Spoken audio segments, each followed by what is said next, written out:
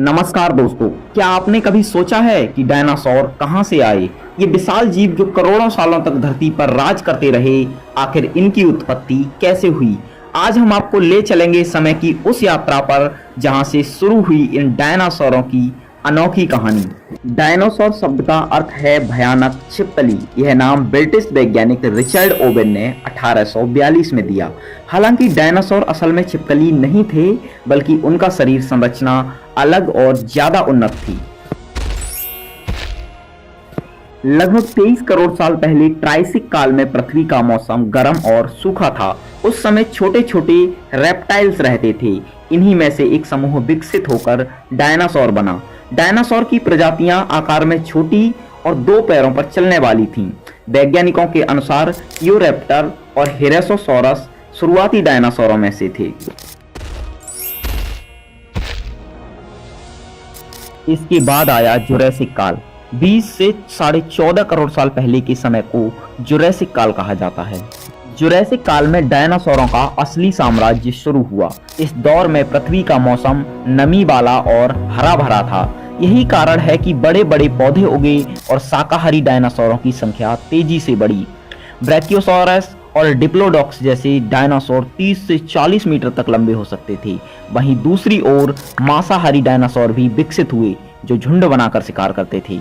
इसके बाद आया क्रेटेशियस काल। आज से 14.5 करोड़ से 6.5 करोड़ साल पहले के समय को क्रेटेशियस काल कहा जाता है। क्रेटेशियस काल डायनासोरों का सबसे विविध और खतरनाक दौर था। यहीं पर सबसे मशहूर डायनासोर टिरेनोसोरस रेक्स यानी टी-रेक्स रहा।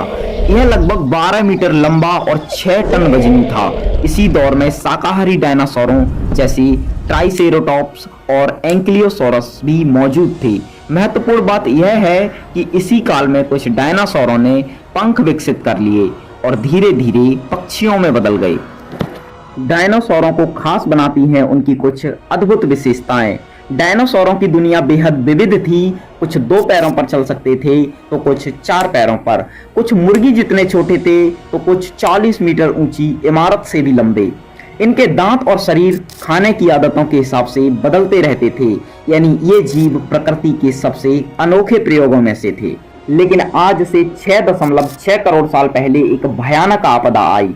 मैक्सिको के पास 10 किलोमीटर चौड़ा उल्का पिंड पृथ्वी से टकराया। धुएं और धूल ने सूरज की रोशनी ढक दी। प्रकाश संश्लेषण न होने की वजह से पौधे खत्म हो गए और भोजन की पूरी श्रृंखला टूट गई।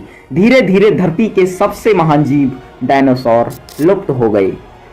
लेकिन इसके बाद भी ये कहानी पूरी तरह खत्म नहीं हुई। वैज्ञानिक मानते हैं कि कुछ छोटे पंखदार डायनासोर बच गए और समय के साथ आज के पक्षियों में बदल गए।